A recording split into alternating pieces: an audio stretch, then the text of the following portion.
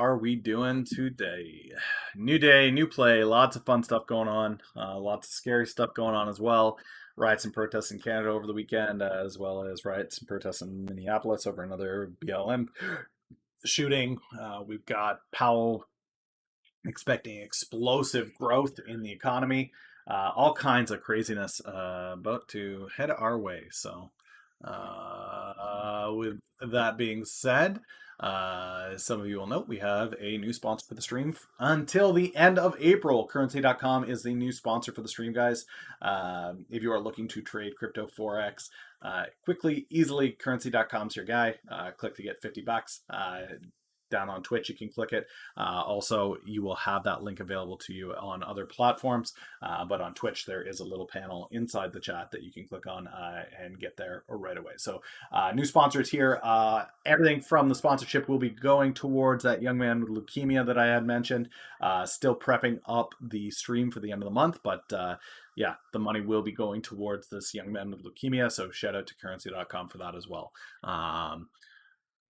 That being said, I'm going to run and grab a cup of coffee. You guys let me know how you guys are doing after your long weekend. Good morning, good morning, good morning. Biden doing things and stuff. It's funny that the stream title is not updating.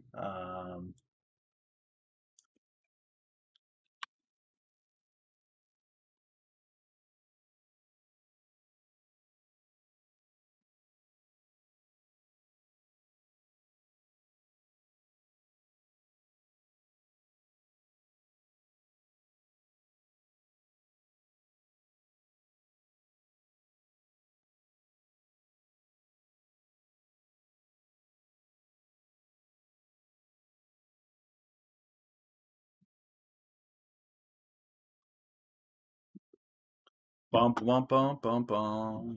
You guys can't see this because Marbles is loading. Okay.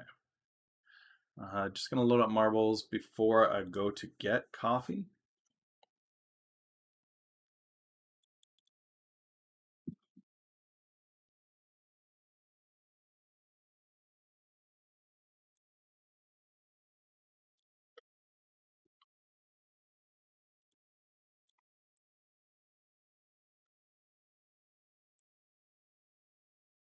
There we go. Let's go this one. Okay, I'm gonna grab coffee. I'll be right back, guys.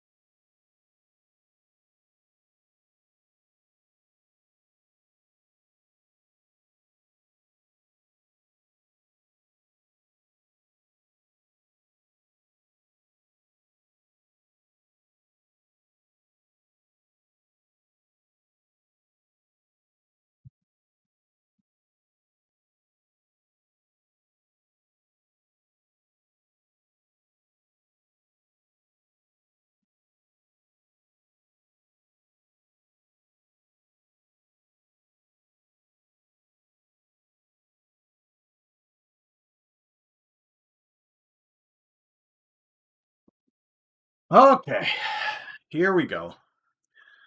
Here we go. Get in, get in, get in, get in. If you're not in already, I really hope everybody had an amazing weekend, though. Unfortunately, I had a little dude get quite the gash in his forehead.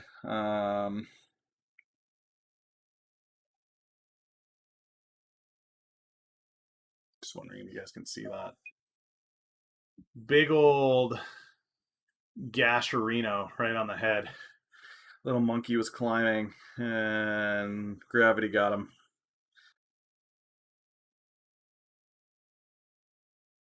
So that's where I spent my my weekend dealing with that. Missed out on that. Missed out on that beautiful Saturday DD with you guys. I did read a new book, so we'll put that in today. But for those of you that are not already in, get in. Yeah, stitches. He got 3 stitches. He's going to be a badass. He's going to have a sweet scar on his head. No, he is his father's son. He did not learn from it. As soon as we got out of the hospital, he was climbing on the railings outside of the hospital. So no, he did not learn from it, just like his daddy. All right, let's do this.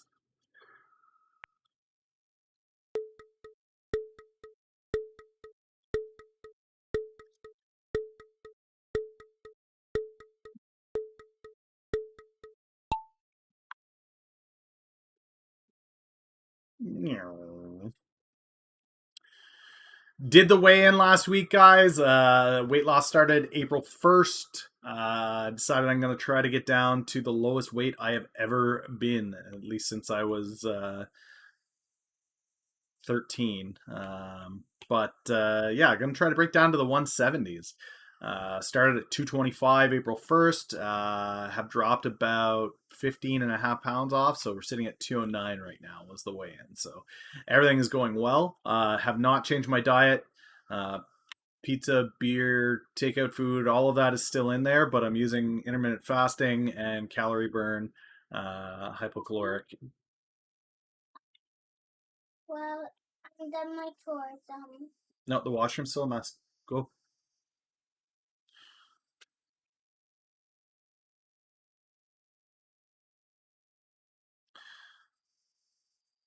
And you betta takes the win. Yeah, the first 2 weeks, I am acutely aware, guys. I've done shred cycles before, and I'm acutely aware the first 2 weeks, it flies off, but after that, it gets a little bit harder. So, Saki, I appreciate that. I'm actually going to focus on shred first, and then I'll have a bulk afterwards. But this is definitely going to be a hard shred, especially with the gyms being locked down for at least 4 weeks here in Ontario. It does not make sense for me to try to convert fat to muscle at the moment. So what I'm going to do is control calorie intake, intermittent fasting, as well as actually something new that I'm trying that I haven't tried before is cycling medication. So using my cannabis directly before bed to accelerate my metabolism while I sleep, and that's during my fasting cycle as well, which is proving to have some pretty solid results. So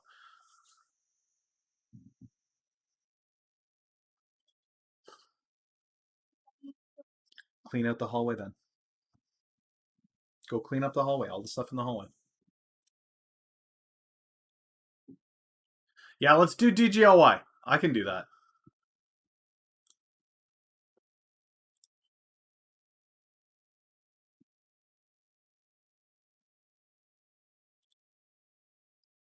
Let's do DGLY because I'm still holding DGLY options. I don't have an equity position in them, but I've got a 2023 DGLY call. So any CBD in your medical? Yeah.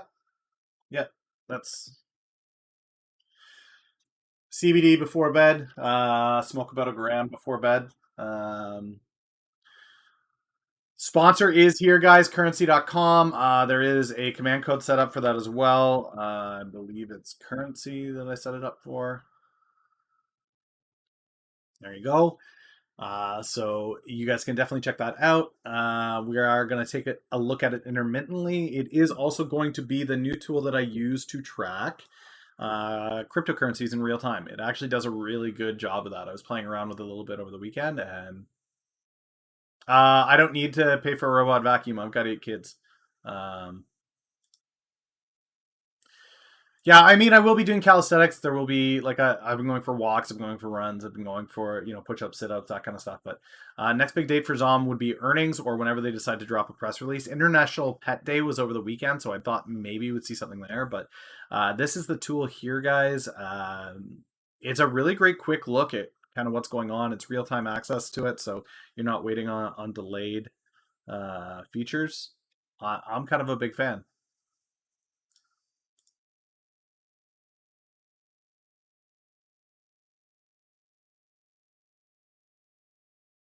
Now, the actual trading tool is not available for me in Canada. They don't have access to that yet, so they don't have access to the trading tool in Canada. But screenshot I sent you was only the prelim. apparently. Oh, good. So it has about 1,600 views now. So I'm going to put a pin on this because I was right in the middle of my sponsorship. So yeah, we'll come back. This is currency.com, guys. So while I'm using it for charting at the moment on real-time access to all of these tickers and whatnot, you guys can also trade directly on it. It does have the ability to do that for those of you in the US and the EU, I believe. So that's there for you guys to take a look at. Yeah, this is just a little bit easier for me than the Coinbase one. The Coinbase one was specifically Bitcoin, but I do have holdings in Ethereum at the moment. So to have real-time access to these charts is fantastic. I'm a big fan. So far, thumbs up. Love the tool. Now there is two options on this for trading, guys. Be aware that there is a leverage and an exchange account. While leverage is an option that a lot of people like to have, I'm not going to fault you for having it. I'm just going to caution you to be very careful with leverage trading in this market. Stay very, Sponsor. very cautious with your very cautious with your any kind of leverage trading that you're doing. Right now, I do no leverage trading. Everything that I'm in is a dollar to dollar trade. So, yeah, I think that's what the max is on this is 100 times leverage, but that's insanity for me. So, but that's it. Don't you need to put ad in your title? No, I don't. No, it's not required.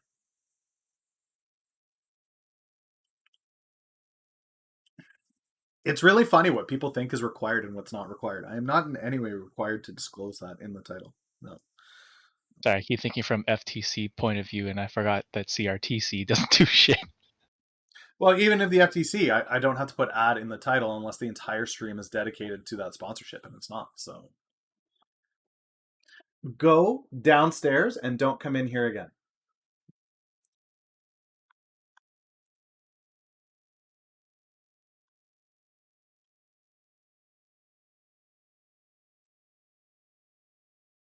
All right.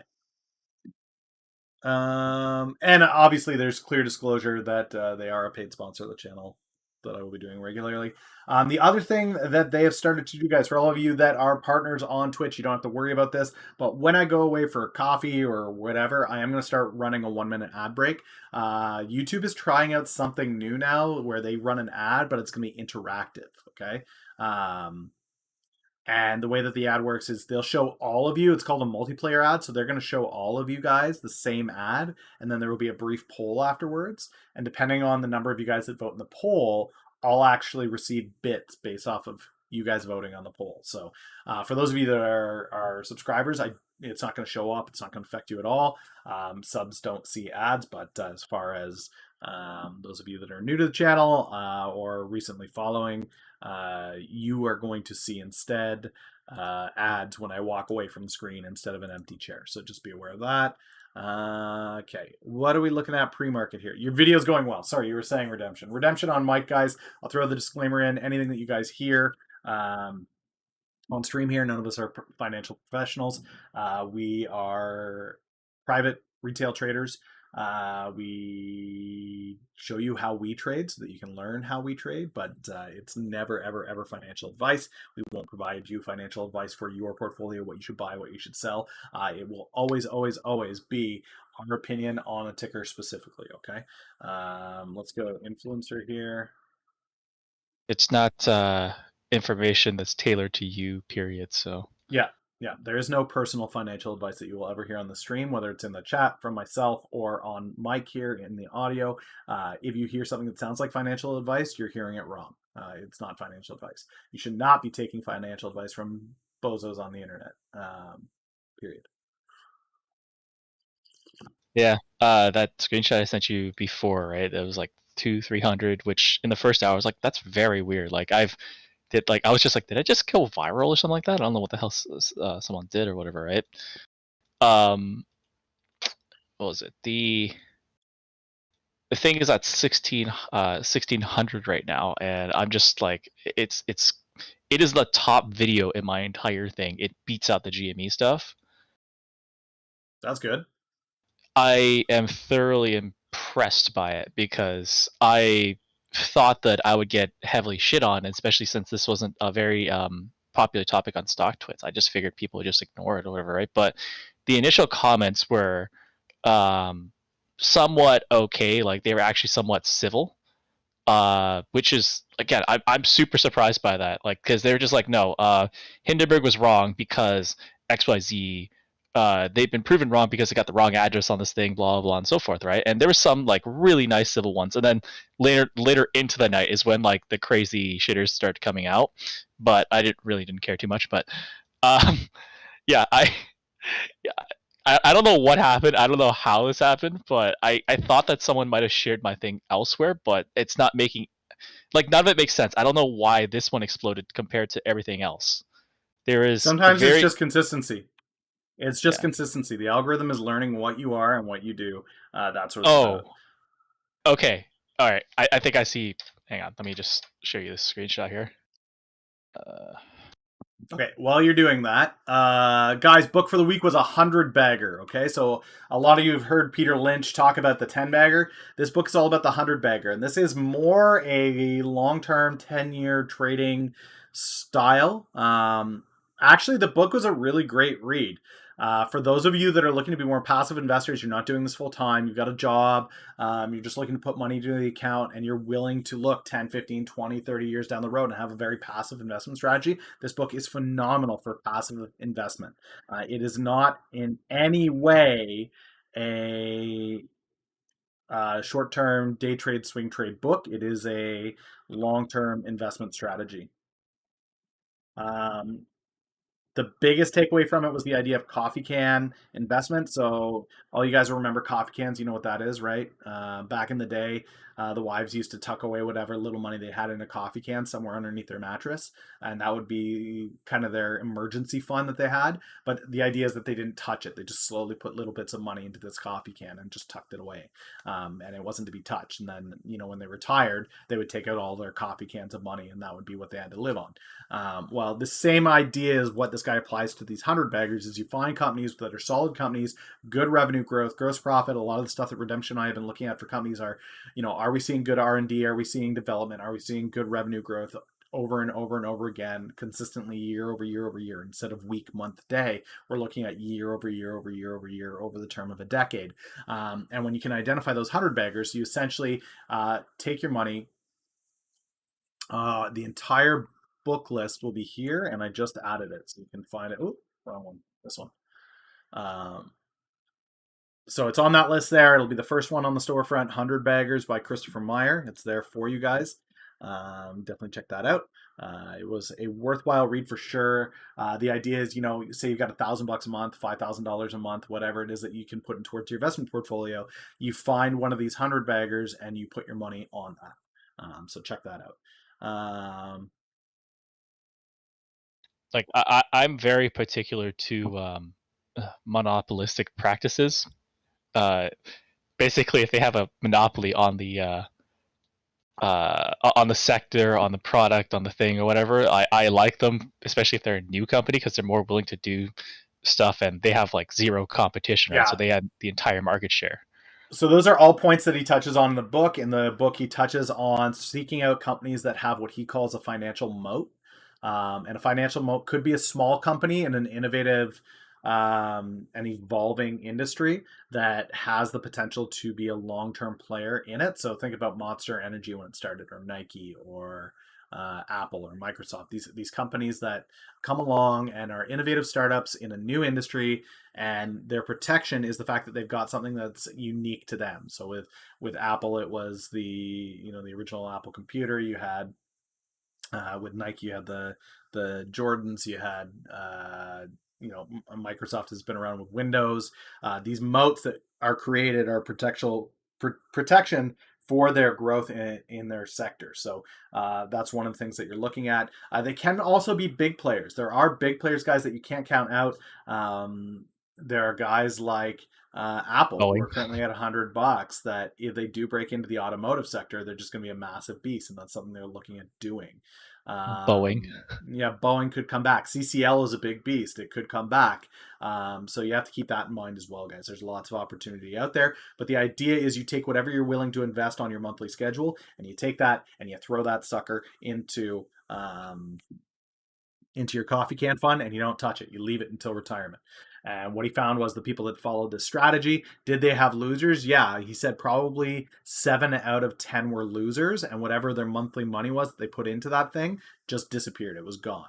But the 3 winners that they had, 2 of those winners tended to, be those 100 baggers, and then one of them tended to be 1,000 bagger. And so in a year, if over 12 months you pick 12 stocks and you got that money in there, well, if you're putting $1,000 in a month and 2 of them are guaranteed by the end of your retirement to be, well, not guaranteed, but are likely to be 100 baggers, well, that $1,000 is going to turn into $100,000 on each of those. And the one that's going to be 1,000 bagger, well, there's a good chance that that one could become a $1 million holding. So it's an interesting strategy. It's not necessarily for me at the moment. That may be something that I look at down the road where as this portfolio grows, I look to just put into a coffee can fund, and that'll be something I track on the side. But market is open, so let's head on over and watch DGLY at the gate, guys. Of course, the excitement about DGLY is on the basis of the protests in Minneapolis. Again? Yeah. About 20 minutes away from where the George Floyd trial is being held, there was a young guy that was shot for having air fresheners on his rearview mirror. All right. So I sent you the screenshot. I think that's the reason why this thing took off.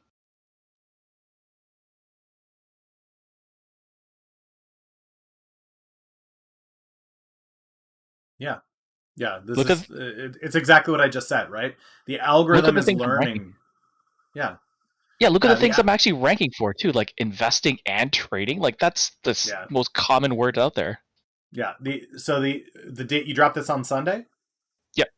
Yeah. So Sunday's a good day for you to drop it then, and the algorithm is picking you up and pumping you into the Monday. So Sunday's a great day for you to drop a video.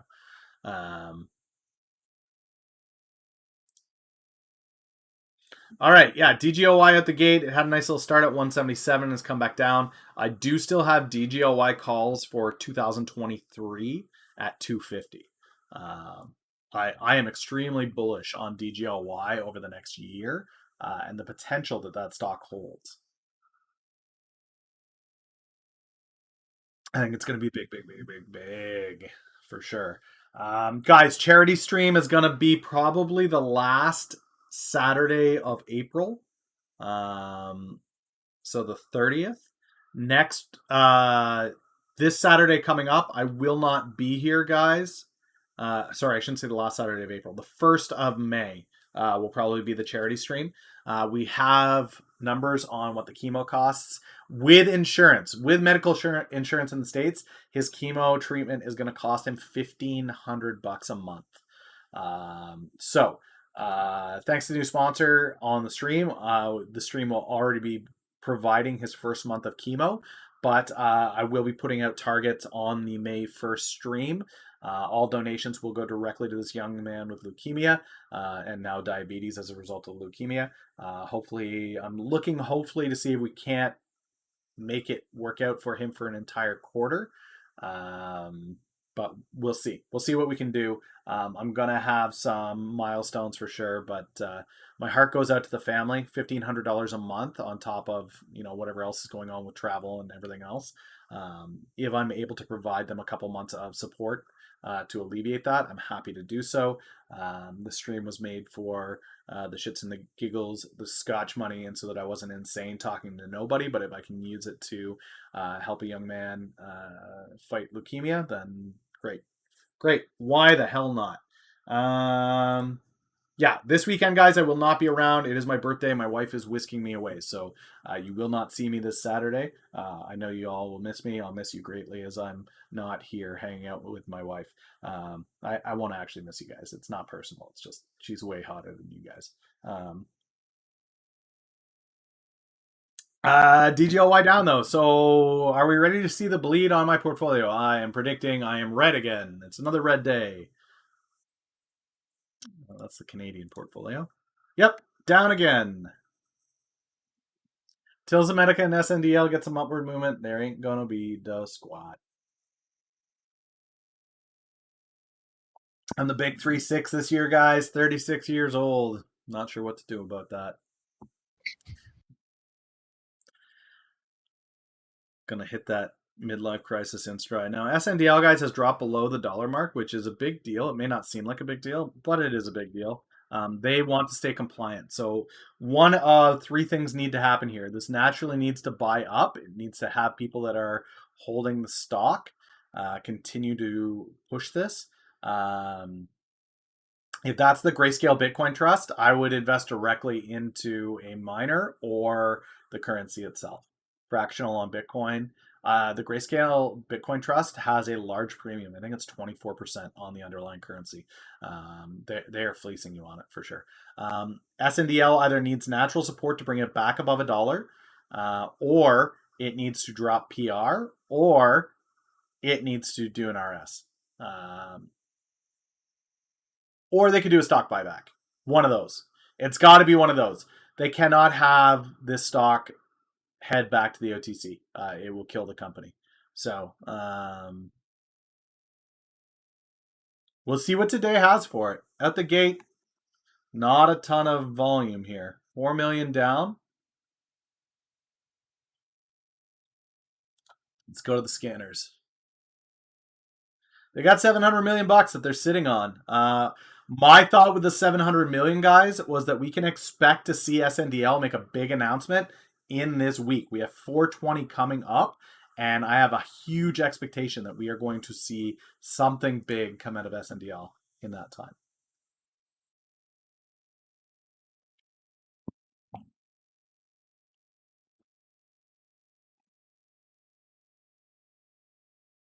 A lot of familiar names showing up here on the volume. SNDL, CTRM, SOS, and Naked. SOS, guys, for those of you that have not seen it yet, Redemption does have a video out on YouTube. Do you want to drop that link in chat there? Oh yeah, hang on a second. Honestly, I tried to look for some of the. So Rita said something to me on the weekend, and I decided to investigate it. Right. So she said that. So like obviously we know that China can lie on their SEC filings, right? But they can't lie to their own government. So she suggested that we go look for those Chinese filings because those should be public. And although like they are kind of public, I don't know how their site functions because it just makes no sense to me. As far as I can tell, she said that if you're listed on a U.S. exchange and you're from China, you have to be listed on the Chinese exchange as well. And I've checked, I couldn't find any of them, which then led me to a assumption that they are being traded in China, but they're trading it under like a government holding company. So, for example, give me an example of a stock. Alibaba. So Baba ticker China Exchange. It's right there. Baba SW9988.HK. It's on the Hong Look Kong for market. oh no, Hong Kong doesn't really count. Like we're looking because it's okay. Try to look for Neo then, because I tried to look for the pinyin for that directly on like Shenzhen or because I didn't trust if it was from Hong Kong because I don't know what the geopolitical situation is over there. Hong Kong is But China. yeah, so Yeah, Hong Kong is China. see if you can find Neo Neo because Chinese ticker.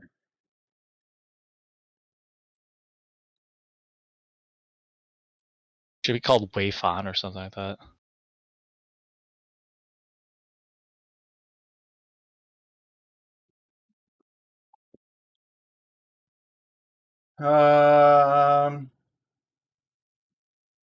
Neo is not publicly traded in China.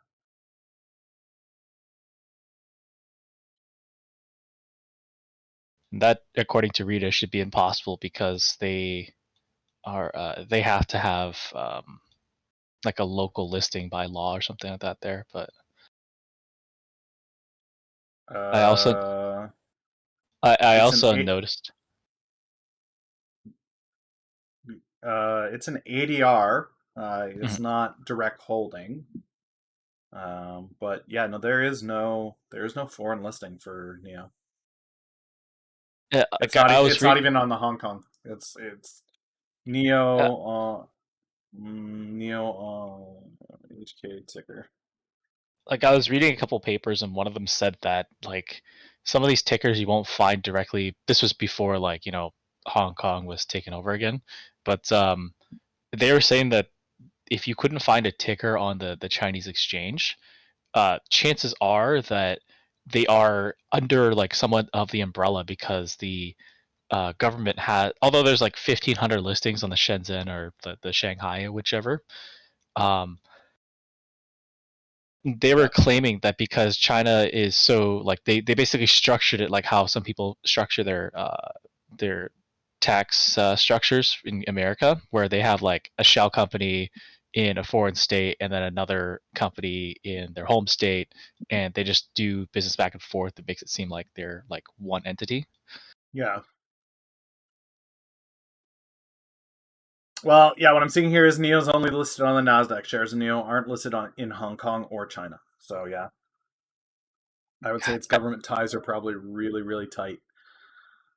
I just don't count Neo as a sorry, I Frelo, just don't count HK as. Frelo, 4-month resub. Thanks for that, man.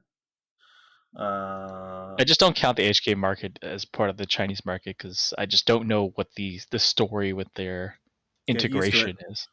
Get used to it. Get used to it. It is. It is. It is. It is. That's why all these Chinese companies are looking to dual list Nasdaq and the Hang Seng. Hang Seng is a way to be on the Chinese market without being directly on the Chinese market. For whatever little comfort that provides these companies, and then the U.S. market is the U.S. market. You want a piece of it, but yeah, Hang Seng is China for all. Yeah. The most recent one I looked up, I couldn't find like the SOS thing that everybody keeps clustering over because they only up because people they were saying that they were going to get into cloud mining with Bitcoin, Yeah, and they're so far behind Mara. The argument that I've been posed is that they're going to be bigger than Riot or Mara because they're the biggest miner in China with 5,000 miners, which is kind of strange because they're late to the game, but they're also like grabbing this hydroelectric plant which needs to burn off excess electricity. I'm like, again, you need a source to cite, not just you writing about some random article in the middle of nowhere. yeah, And I'm like, how? Like, look at their fucking revenue. They're declining. They've been declining year over year. They've pulled money from SG&A. They pulled money from revenue. Sorry, from research and development. And they got a slight boost with this Bitcoin thing. And they're still not profitable. And then on top of that, like everybody keeps talking about these joint venture tech things, or whatever. I'm like, that's absolutely nothing. Like, no one cares. And yeah, they're just overall horrible. Like, I don't know where they're getting their logic from, but it's not logic. yeah, guys. I have seen an awful lot of folks sending me articles for proofs on Zemetica and SNDL from either Investor's Place or Motley Fool. And if you send me an article from either of those things saying, see, you're wrong, don't expect me to take it very seriously or the next message that you send me. Investor's Place and Motley Fool, the two of them, are an absolute joke. Let's pop into Motley Fool real quick and I'll show you why.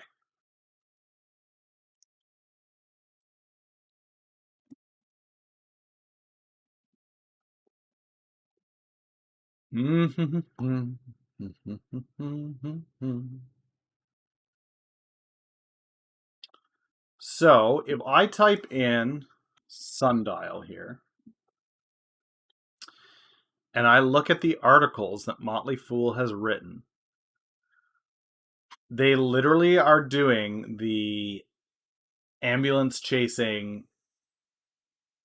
Oh, is this stock being talked about? Then we are going to just pump out articles over and over and over and over and over again. Okay. When you're reading an article from someone, find out who they are. Go to their bio. He's a graduate from UC San Diego with a BA in economics. Sean specializes in the healthcare sector and investment planning. You'll often find him writing about Obamacare, marijuana, drug and device development, Social Security, taxes, retirement, yada, yada, yada.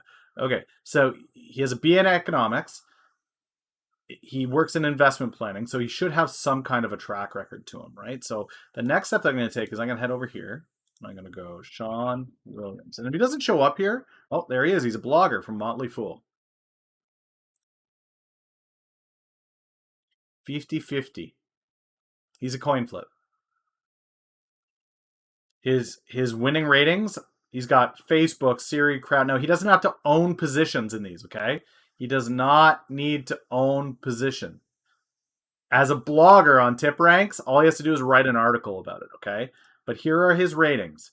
So he can write about whatever company he wants, and he's bullish on Amazon, Berkshire Hathaway, GameStop, AMC, Palantir, Fastly, Teladoc, Square, CrowdStrike, Siri, and Facebook. Okay, not really tough coverage. Okay, so I don't give him a ton of weight when he's writing about these things. What's interesting is he's writing negative articles.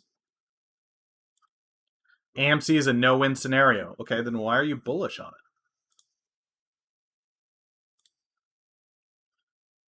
He obviously copied my video information. So that's Motley Fool, guys. The next one is Investor's Place.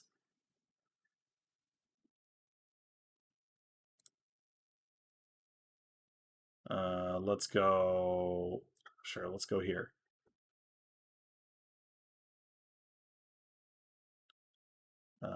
Search. Guaranteed you're going to find a ton of articles on Sundial on this one too. Okay, Thomas Neal writing again. Freelance writer with an accounting background.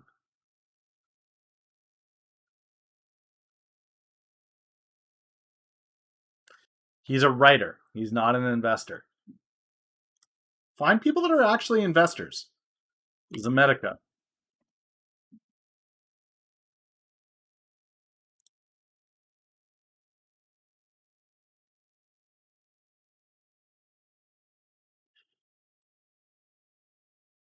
He's been trading since the dot-com bubble and has been a writer ever since. What that tells me is he got his ass handed to him in the dot-com bubble and never went back.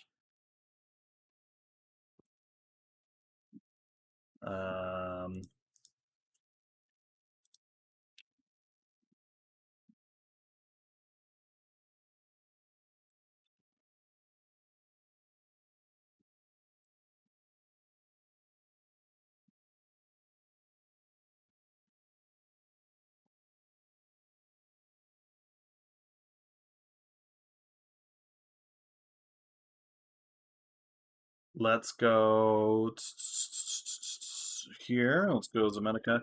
This was another one, guys, where... Oh, no, it wasn't Zemetica. It was GME that it got a outrageous price target. So when GME was showing signs of decline, this lady here,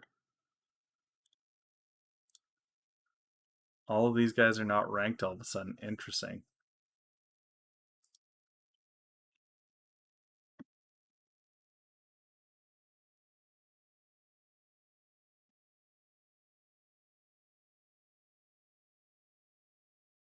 Here's the lady saying that GME is going to hit a 175 price target 12 months from now. She sees a 15% upside. This is the lady that they went, well, see, there's a bull case. Even the big boys, Jeffries, are coming around to how profitable this company is going to be. Guys, a coin flip is a 50-50 odd. She does worse than a coin flip. Please, please, please, please, please do your due diligence and read up, not just on the articles that you're reading, but the people that are writing these articles. They're giving you these analysis. It's a big deal. if you head over to StockTwits and somebody sends an article, so let's go here. Somebody's gonna, if I go to SNDL, somebody's gonna post an article here, and I guarantee you're gonna see it's from Investor's Place or it's from Motley Fool, every time.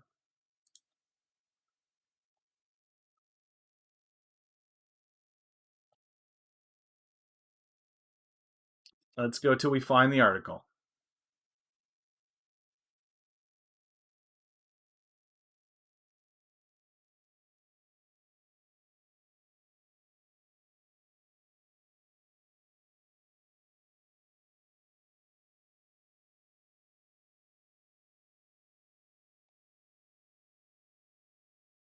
Should you buy Apria?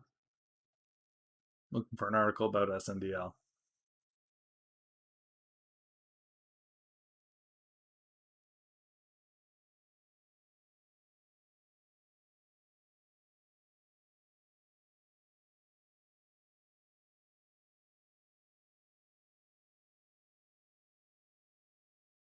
For CBD drug use. Come on, show me an SNDL article. There's got to be one here.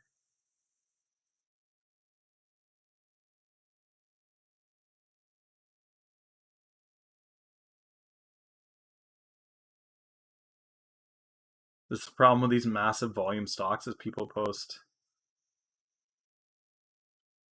That's industry as a whole. Come on, show me an article.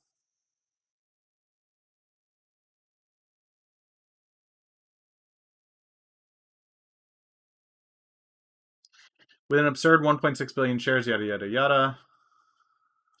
3 ultra popular Robinhood stocks in desperate need of a reverse split. Who it is? It's our buddy Sean. It's our buddy Sean. He doesn't like Castor Maritime, Sundial Growers, or Zomedica. All three I have contrarian approaches to for different reasons. Sundial into an emerging legalization sector with no debt on hand, 700 million cash in their pocket to spend on whatever they want. So I completely disagree with where he is on this.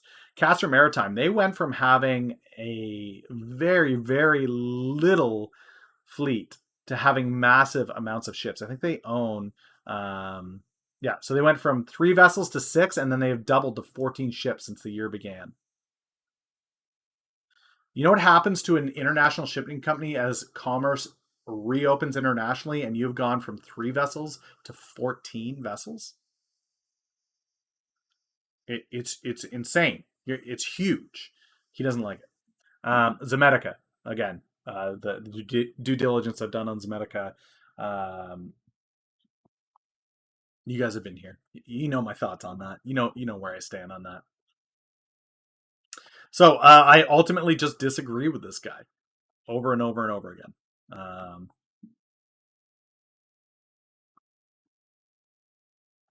Now, the past few months while I've been holding these positions, how's my portfolio done? What does my smart portfolio look like?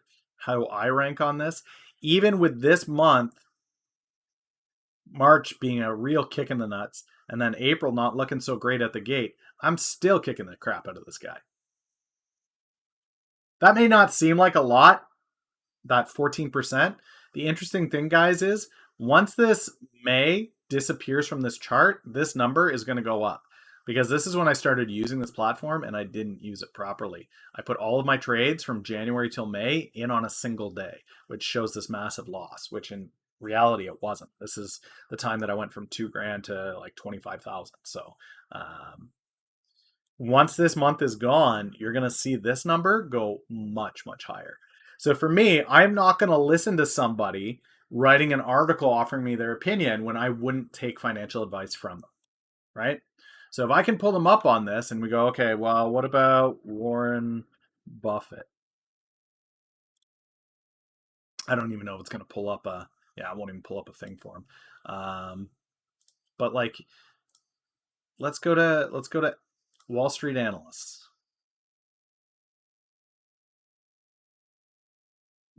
Dude's got a 47% success rate. Listed as a 5-star analyst. Am I going to listen to this guy? This is one of the top Wall Street analysts. Is this a guy that I'm going to listen to? Hells no. Worse than a coin flip. 58%. Am I going to listen to this guy? No. I've got a better track record. This guy? No, he's still a percent down. Know who you're trading against. Track your trades. Track your win rates. Know what you're doing. Know what you're trading. Don't just because smart money tells you something is one way and you should do it that way. Look at this guy.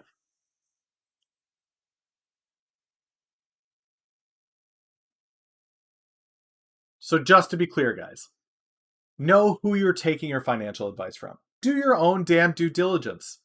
Do your own damn due diligence. If you're self-managing your portfolio and you think that that's a great idea, fine. Fine. However, make sure you're doing it. You're doing the work, you're doing the research, you're doing the studies. You're not just trusting somebody on the internet who said so. And that goes for not just there, but that goes for sites like this where you type in, "Oh, well, I want to know about this." And you go, okay, well, this guy here says that I should buy it, but this guy here says I shouldn't, and this guy says I should, and this guy says I shouldn't, and this guy says I should, and this guy says I shouldn't, and this guy says I should. Like, YouTube is not where you get your financial advice. And yeah, I'm on YouTube. Yeah, Redemption's on YouTube. But we make a point of telling you that we are not giving you financial advice. What you can learn from these social platforms, guys, is the thought process of these people. Understand how they break things down, what their thoughts are, what they're looking at, okay? But please, please, please do not get sucked into trading what these people are trading just because they say so. There's a lot of confirmation bias where I open this up and I go, oh, $5 soon. Well, I've got a price target of 10 on Zemetica. So this guy agrees kind of with what I'm saying. So look, see, the latest top video is accurate with me. Okay, great. Oh, price manipulation. Oh, there's some more bias for me, right? I can hold on longer because these guys say on the internet that there's price manipulation on this. Like, Canadals, thanks so much for the follow, man. Greatly appreciate it. Let me know how you found the stream, what it is you trade. But yeah, guys, please, please, please don't trade off of what you're seeing on social media. Listen, sure, understand how other people make their trades, their thought process, learn from it, but you should always be crafting your own trading methodology. Always have your own trading style. Because if you're trading to mimic somebody else's style, you have no edge. You have no edge in the market whatsoever. Your edge is gone because you are trading off of somebody else's edge. Okay? Lysiana with that 2-month resub. Let's go. Speaking of which, guys, my coffee is empty. I need a fresh coffee. I really do. So, for those of you that are subbed, oh, you were watching other stock channels and I got recommended. Fantastic. Well, welcome, welcome, welcome. I'm gonna run that 1-minute ad break. I'm gonna go get a coffee. Hopefully, you guys get one of those poll ads because I'm excited to see how those work, and we will take it from there.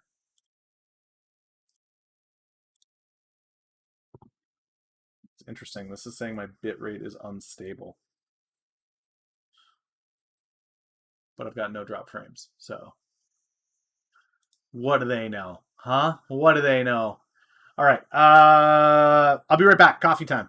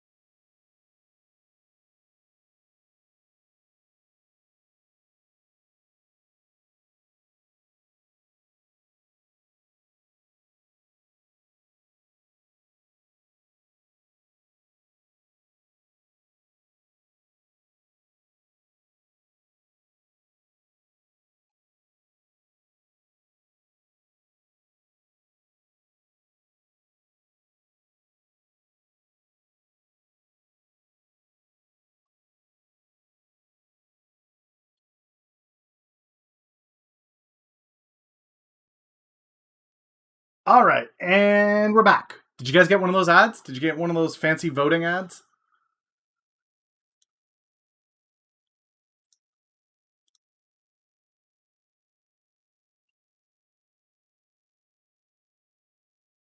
Impossible Foods hires former Apple creative leader. Okay. Damn.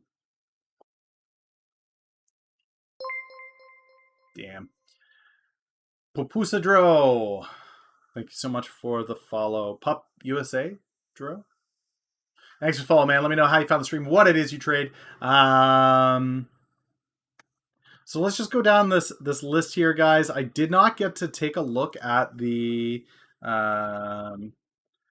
catalyst for this week, so I do want to do that. This is one article that if you guys aren't checking out weekly, I highly recommend that you do. Normally I break this down over the weekend. This seeking Twitter light mode. Yeah, I do everything in light mode. I'm getting old, you know. My eyes need the bright. But this seeking alpha catalyst watch, guys, is really, really valuable. Just to keep you aware of everything that's going on. It's tough to keep track of everything that's going on in the market. I can't provide you any suggestions, but I do recommend that you take a look at a lot of DD before you dive into the market, for sure. Penny stocks are risky as hell, man. They are risky as hell. It's all I can say. Now, that being said, I that's all I've played for the last year. But let me tell you, you better have cojones, balls of steel, if you want to make it through. Because there are times when your portfolio, like right now, started this year with 50 grand in my portfolio. We went as high as 120, and right now the portfolio is on a drawdown of, what's the U.S. margin? 60K. It's worth 60K. So I've got a drawdown of about 50% right now from all-time highs on this portfolio. Now, I did take 10 grand out for myself already this year, but this portfolio is still holding at 40 grand. So, and you have to be willing, like, this is what happens with these stocks is you gotta know what you're holding, and you gotta be very, very confident. But I did see 2,700% gains last year. So, and we'll see what we're doing this year. Now, I'm still doing well comparatively for the year. I'm still seeing a 30% gain on the year, which is not terrible. 30% gain is still respectable, but heading into the end of the year, we'll see what we'll see. I suspect that my portfolio could potentially finish somewhere around 400K for the year, but we'll see what happens.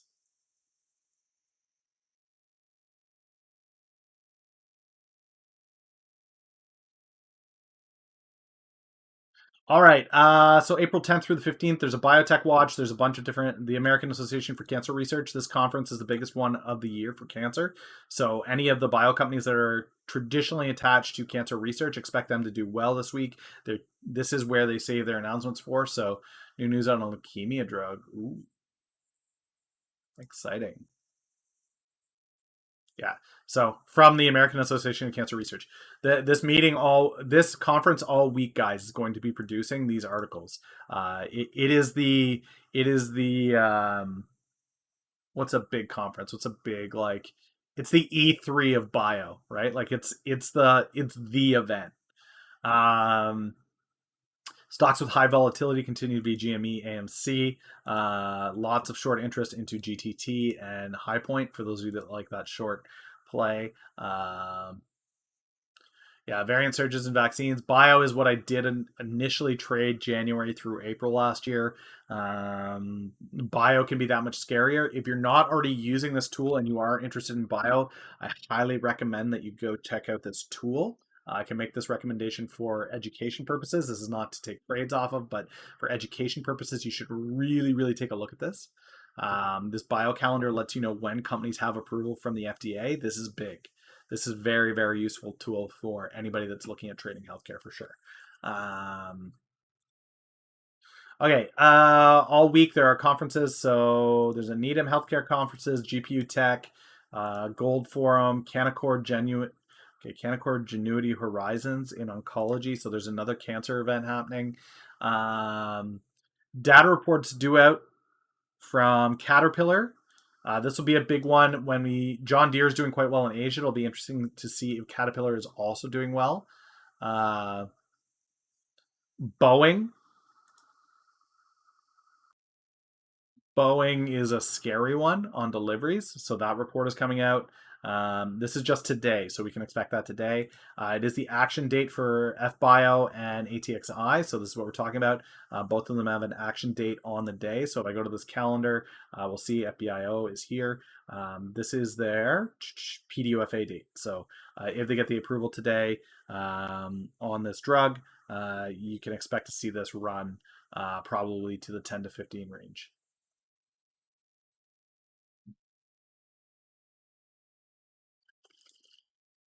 Let's see if news has come in that they got that or not. No, news has not come in yet, but there's a decent possibility of that doing that. Let's see, FBio, there's analysts on this. Yeah, they got this at $10 to $24. So if they get their PDUFA, that could be a great play on the day.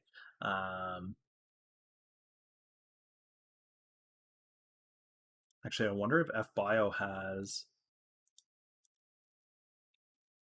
options. It does have options.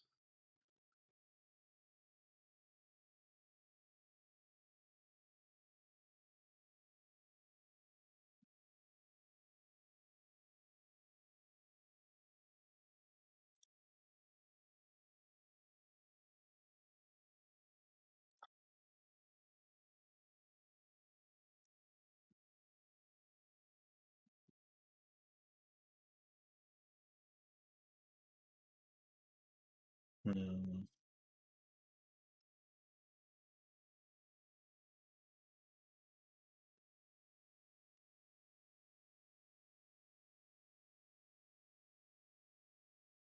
I don't really want to move my options around, but there is a great potential on that for sure. Today. Now we're gonna pull FBio up tomorrow and see that it's round to 10. Would have been 100% gain on the day.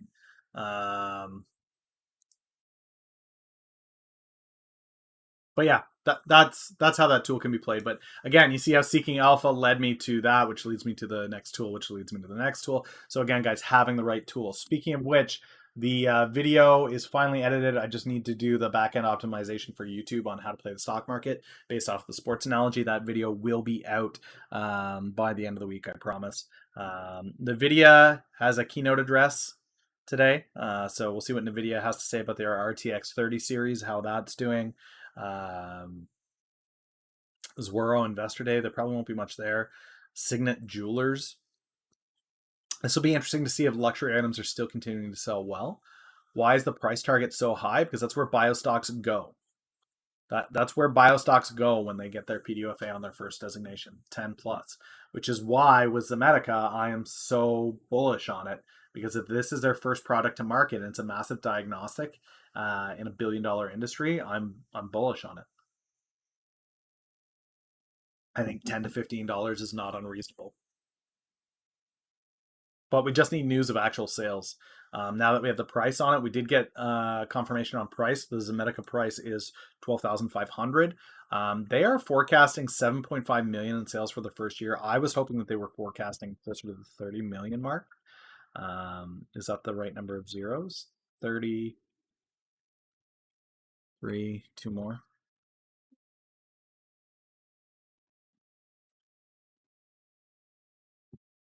So, oh, that's 300 million. Oops. Let's take one off. They would need to sell 240 units Zomedica in order to make their annual operating costs.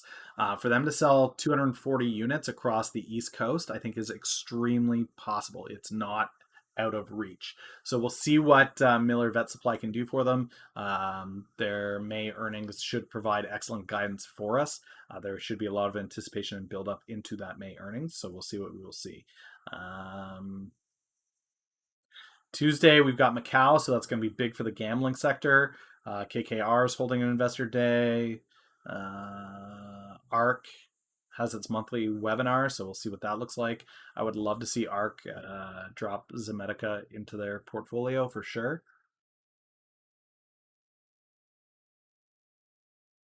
$2,400 units, not 240. So they need to make $30 million, right? So it's $30 million. Oh, I put in the wrong thing on this side too. My bad. You're right. That may be ambitious. But that being said, I still think that they can do probably 1,000 units, which would be huge for them to get started. It's just the East Coast. Anyway, from now until we're in April, so April till the end of the year, if you divide that by 12, so we'll do 2,400 divided by 12. Miller has to sell 200 units a month. It's a high goal. It's a lofty goal, but we'll see what they can do. Right now, they're just on the East Coast, and there are some major markets on the East Coast: New York, New Jersey, Massachusetts, Florida, Illinois, Ohio, Texas. But as they move out to California, Washington, Oregon, they're going to see the sales really spike. I think California is going to be massive for them when they get out there. So just keeping that in mind, guys. What else do we have here? Cryptocurrency Coinbase will begin trading on Wednesday. So that'll be an exciting ride to watch.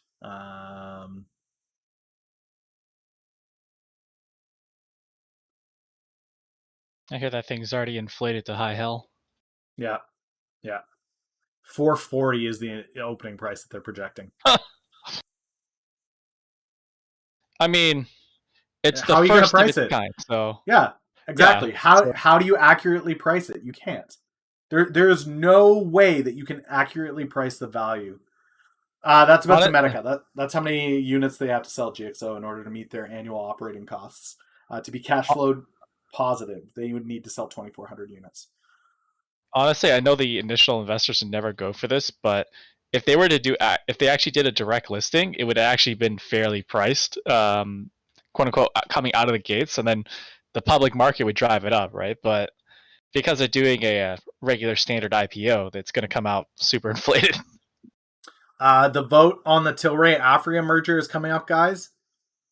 So be aware of that. That's heading into 420, so that's their play on it. And other than that, there's nothing else. Now, 420, guys, annually has been really, really good for pot stocks. Let's pull up a chart here. We'll look at a couple of them. Let's go CGC. 5 years. Okay, so let's find April every year. So this is way back when. It's about even there. This one actually had a decline into April. Following year, 2018, into April. So it hit a low of, I need my info window here.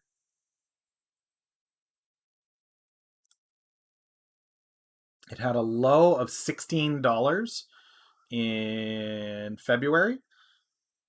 And by April 20th, went to 25.11. Following year,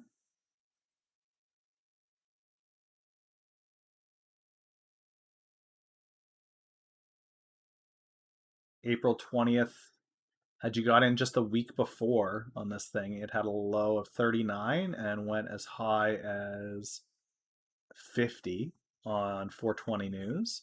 The following year, 2020, as low as 1280, and by 420,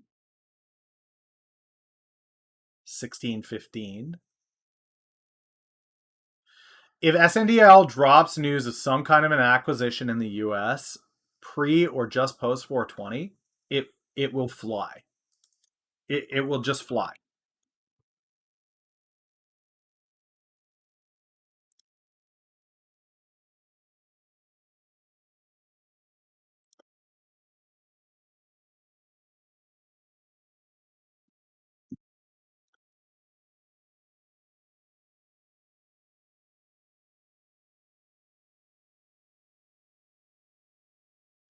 But I guess that news is more so going to start coming out Friday, Monday is when we can expect to see most of that. I expect pot stocks over the weekend to just kind of go nuts. Just get a little bit insane.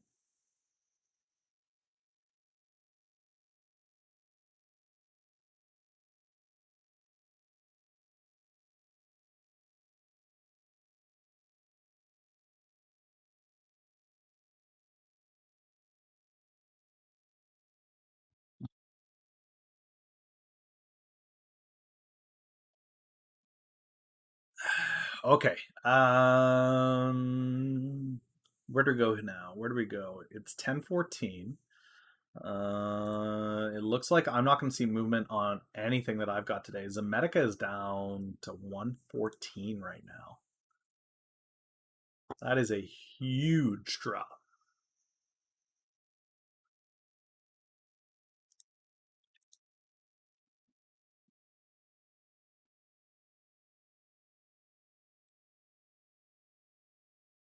Another 8% drop here.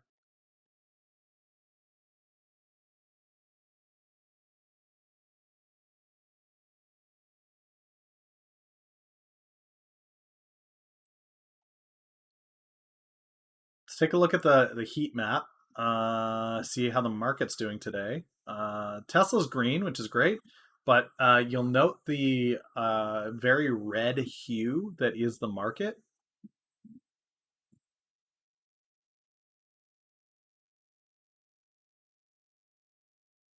This is all the US, so this is both exchanges. Well, all three exchanges, I should say. The S&P 500, NASDAQ, and Dow Jones. It is a red market, ladies and gentlemen. Now, you wouldn't really know that to hop in here and go, well, let's take a look at how the SPY is doing. If we look at this over the last 6 months, it's still just trucking up, but she bleeds is what I hear from most folks. Zom is ugly. Glad I didn't put much into it. I'm glad I put a lot into it. I am still extremely confident that this thing is gonna. Who knows how long I got to hold it for? I may be stuck in this position for a good long time, but I am very firm on my DD with this thing. I think this is going to be the Xerox of vet analysis, and there's already a lot of people out there writing about the pet boom. Instead of a baby boom, we are seeing a massive pet boom.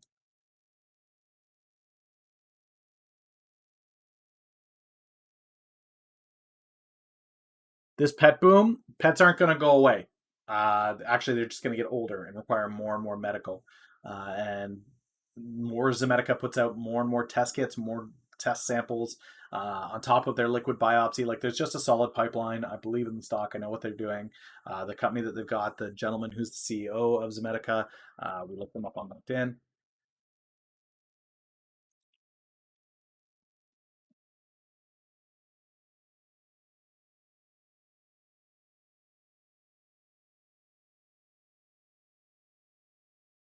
Not Michael Schlick. Michael Schlick is the guy that we connected to, the VP of US and Global Diagnostics, but the 28 employees. Here's the chairman, Jerry Selinsky. Jerry has an esteemed background, but the most important thing with Jerry is his time with.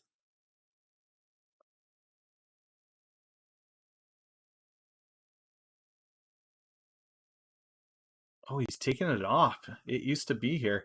He worked as the vice president with Pfizer, and he's not. That's not listed here anymore. Unless it wasn't.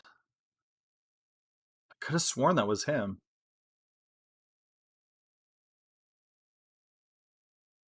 Hmm. Unless it's this guy. Is it this guy? No. This is the guy. So this is the other interesting thing. The other major competitor in that industry, guys, is the other interesting thing with this is their commercial officer. So this is the guy in charge of the sales of the units. IDEX is their direct competitor in this industry, and he was the head of sales and marketing. There are a lot of people suggesting that there may just be a buyout offer from IDEX on Zomedica that may just directly buy this out. In which case, I don't think I see the $10 on Zomedica. What I see is a buyout.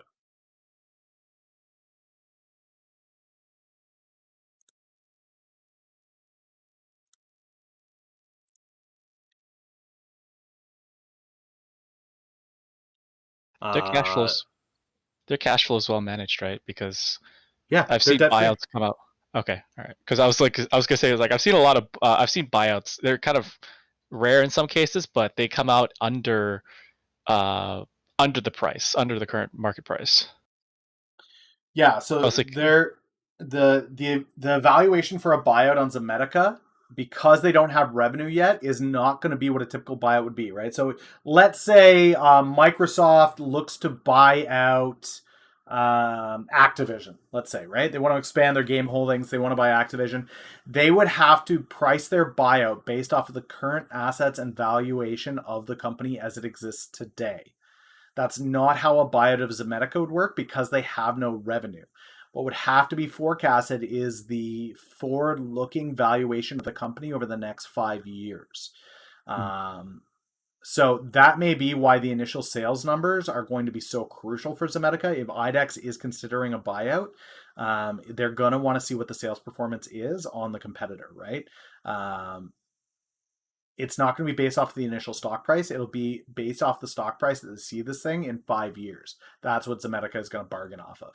You can buy us out now when we are, at $1.15, and offer us $8 a share based off of where we think we're going to be in 5 years. Or you can wait the 5 years and our stock could be worth 80, and you'll have missed that opportunity, right? It's the Blockbuster Netflix thing, where Blockbuster gets offered to buy Netflix for $1 billion, and they say no, it's not worth it, right? They don't see the future value of Netflix being worth $1 billion, and now you look at it and it's like, well, yeah, Blockbuster tried to build their own thing, but it wasn't successful for some reason. I don't even remember what theirs was. And now Netflix is currently valued at $245 billion. I keep thinking Blockbuster was privately owned. No, it was public. It was publicly traded. Yeah, it was before my time, is when I was still a kid. Historical charts for Blockbuster.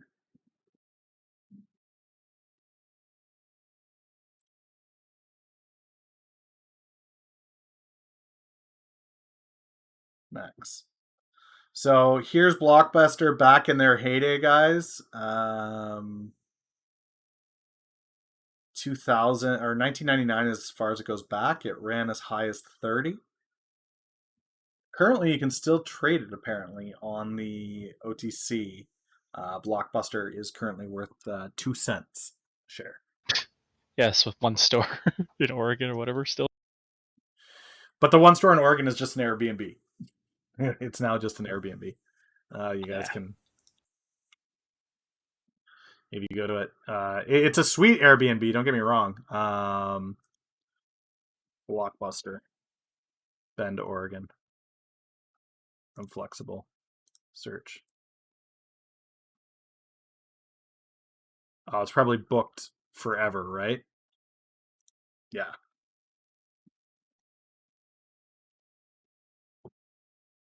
Okay. So this is the last Blockbuster video, guys. It's in Bend, Oregon. And what they have, fresh article on Zom evaluation. Okay, I'll look at that after.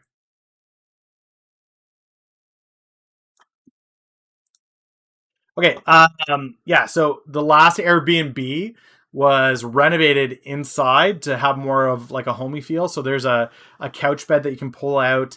All of the videos in the store are actual videos of releases and stuff. You can watch. I've been to this location, not when it was an Airbnb. When I was in Oregon, I've been to this location and I saw it.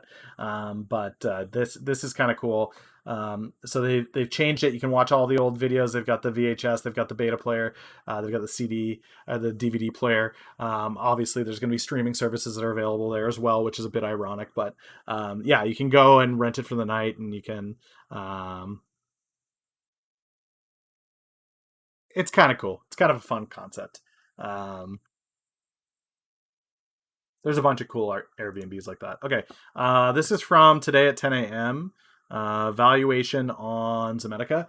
Man, I really gotta take a piss. Okay, I I gotta use the facilities. I'll be right back. 1 minute ad. I am trying to get one of these voting ads, guys. So if you're a sub, you won't see the ads. If you're not a sub, I'd love to know what ad you got. If you got one of these voting ads that they're talking about, okay?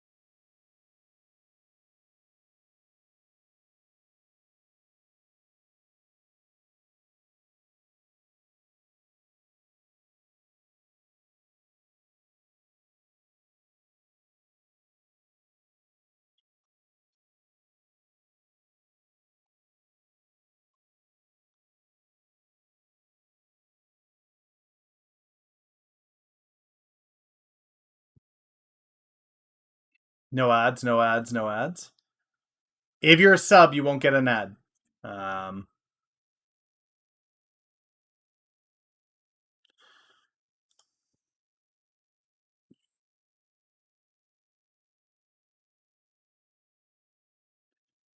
Share prices attracted Zom's partners to execute warrant options earned from collaboration agreements signed with the company. Still over optimism surrounding Transforma rollout pushed to overbought levels. 80 cents to $1.20 is what his thesis is.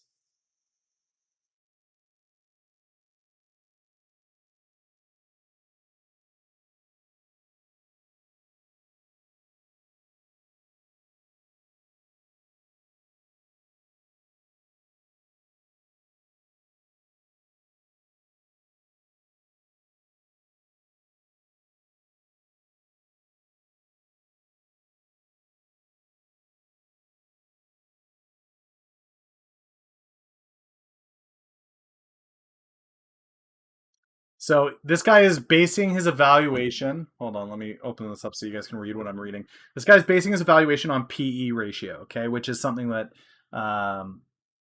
it's the buzz term, right? Some regions don't get ads also. Okay. So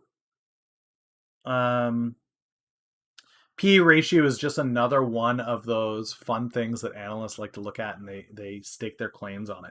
But he's saying in order for Zomedica to reach a PE that's similar to IDEX, which is the major competitor that we were talking about a potential buyout from, what we're seeing instead is this opportunity for Zomedica where they need a net income of 18 million bucks. Now that's I believe that's annually he's talking about. So for Zomedica to hit 18 million in revenue, which is a lower number than what I had forecast, right? It's too much. Only 1,400 units over 8 months, which equates to them selling 180 units a month. I think that that's possible. Blue Diamond Habanero almonds. That sounds delicious. So 180 units a month from now until the end of the year. I think that that's possible. But that's only if you're using PE, right?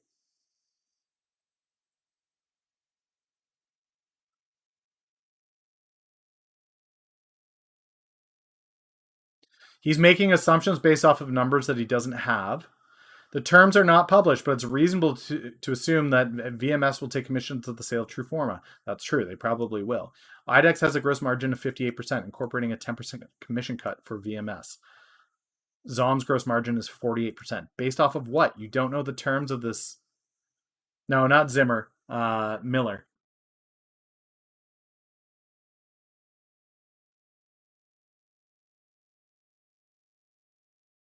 Um,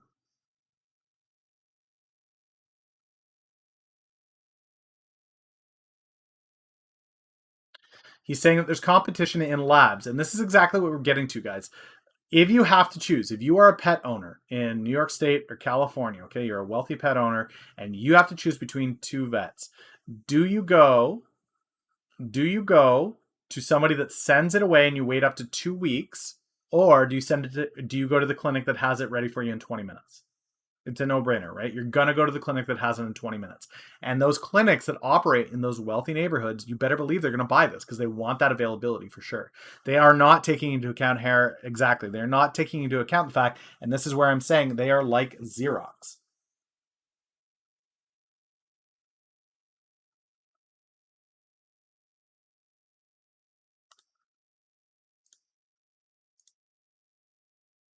They are like Xerox.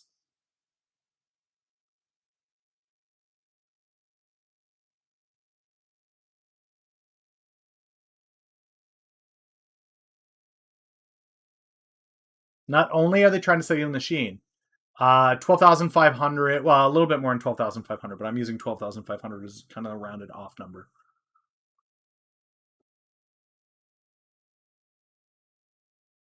And that's it. As people buy the machines, they're buying the cartridges over and over and over and over and over again. And then Zomedica also has myzomedica.com, which is the information system that collects all the information from all the tests and diagnostics, which allows them to sell that information back to vets or to companies like Chewy and Woof to let them know these are the numbers and stats that we're seeing. There's all kinds of different revenue streams that they pull out of this that these other companies just don't do.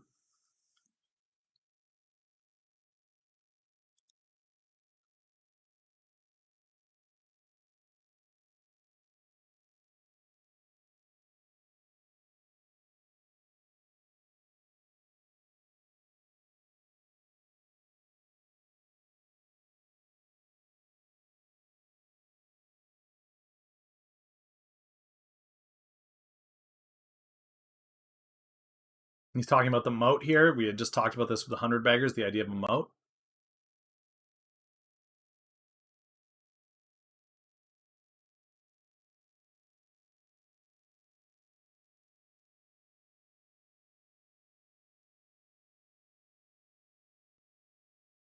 So IDEX is installing 5,700 machines a year at $3,500 an instrument.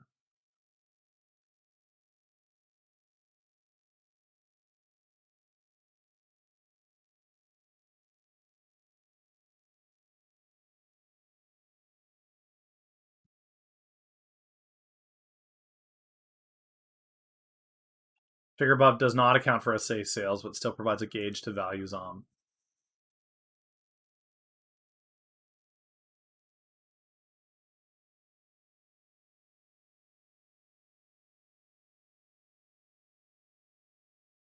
Yeah.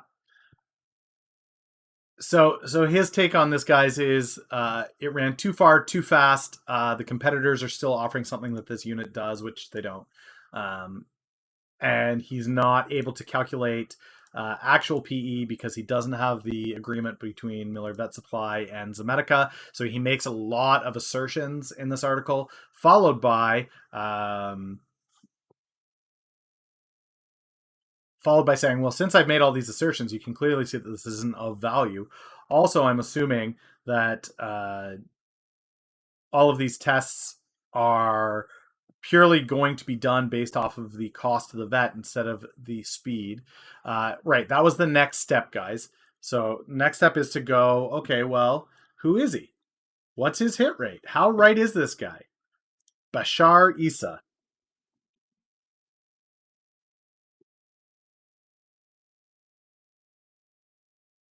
It's a pretty decent hit rate.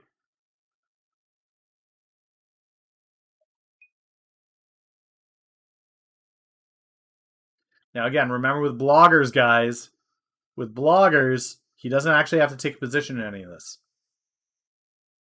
He can just provide a rating.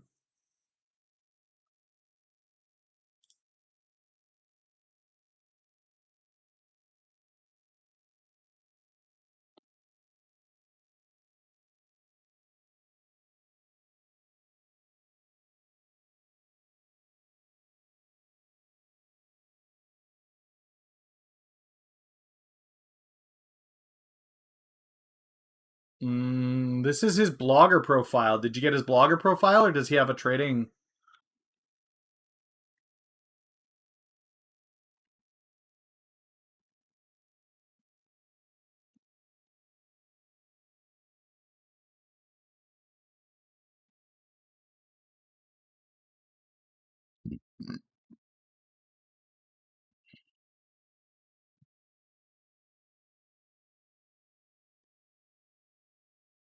I'm not sure why we would see different ratings, but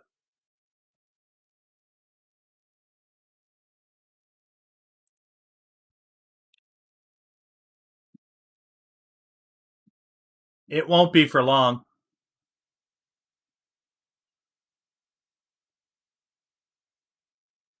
Yeah, it won't be for long. It'll be up there by the end of the day for sure.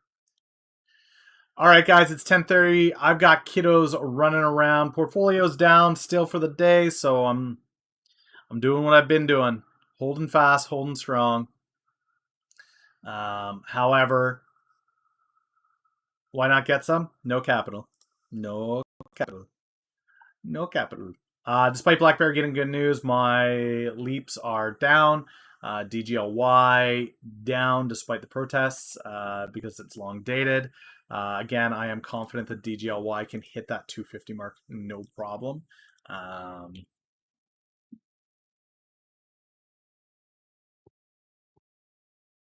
Yeah, I'm very confident that DGLY can hit that 250 no problem.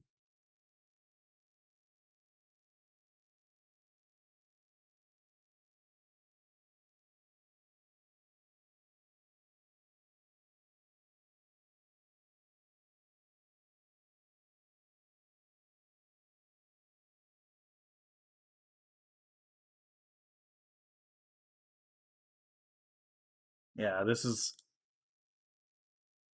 gonna get worse before it gets better. It's not the Floyd case. This is last night.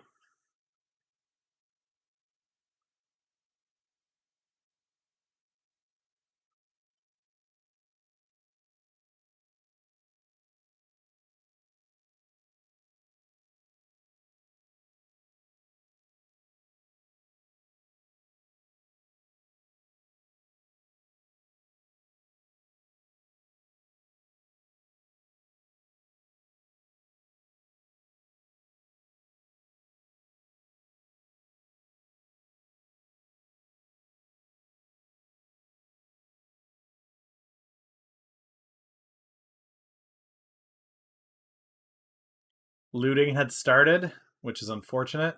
Again, guys, I'm all about peaceful protest, but the second you start vandalizing and looting, you've missed the point.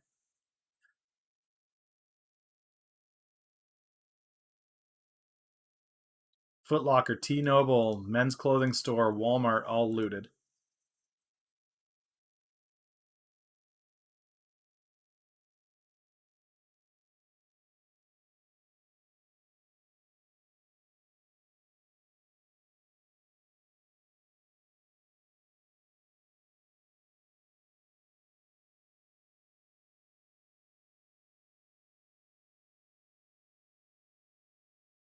Young man had an outstanding warrant. Unfortunately, there is a live police call or a live phone call between the young man and his mother.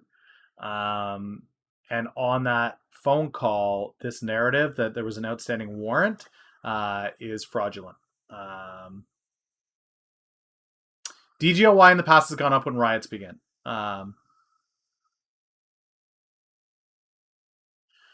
But so the narrative that the press is putting out based off of what the police say is that there was an outstanding warrant. Unfortunately, there is audio from a phone call between him and his mother where he's saying they pulled me over. They said it's because I had air fresheners on my mirror. So that narrative is going to get blown into the water because there's actual audio of a phone call. So we'll see what happens there.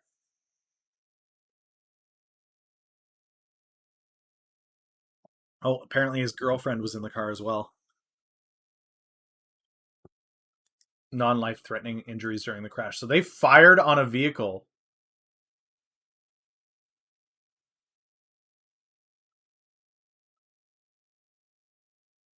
His girlfriend was in the vehicle, so there's going to be a witness. They fired at a vehicle that had a passenger in it as it drove away. I'd be interested to see what the outstanding warrant was for. And if it's a speeding ticket or a parking ticket, these guys are going to be in some serious trouble. Body cameras and dash cameras were activated during the incident, so we'll also have live footage of this event. But yeah, that's there, guys. DGLY. They were shooting at a moving vehicle that had a passenger.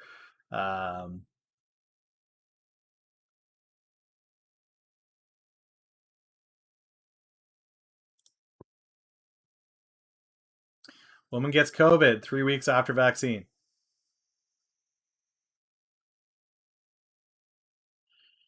Ashley Allen, 31, spoke to the Post by phone while quarantined in her apartment and in between calls from city contact tracers.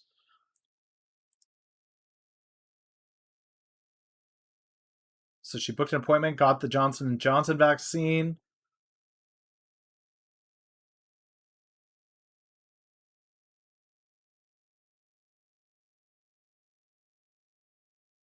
Still masked up and wash her hands despite the vaccine.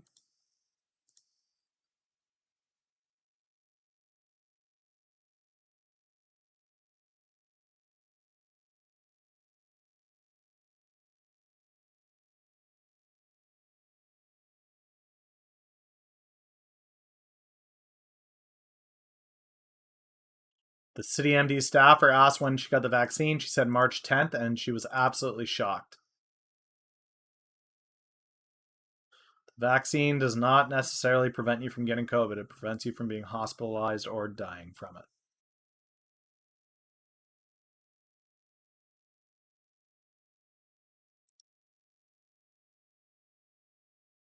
So that means even those people that are vaccinated, when we're talking about herd immunity, they are vaccinated, but they can still be active carriers of it. So highlights, DGOY could run on BLM protests after this new shooting. 420 is coming up. I'm still holding Zomedica and SNDL, large positions in both despite the decline. And I will be ending the stream any minute now. So, but there's the 411 at least.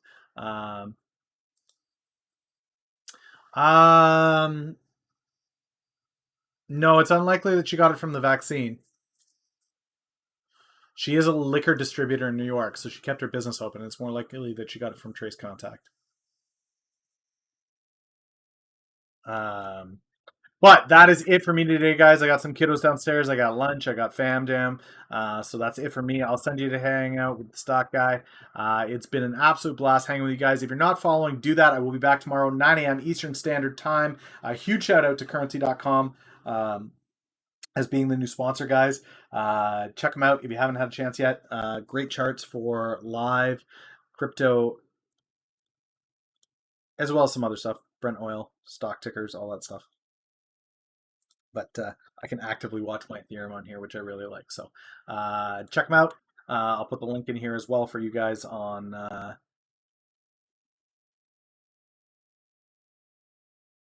Twitch. If you guys want to check them out, check them out. But that is it for me today, ladies and gents. Take it easy.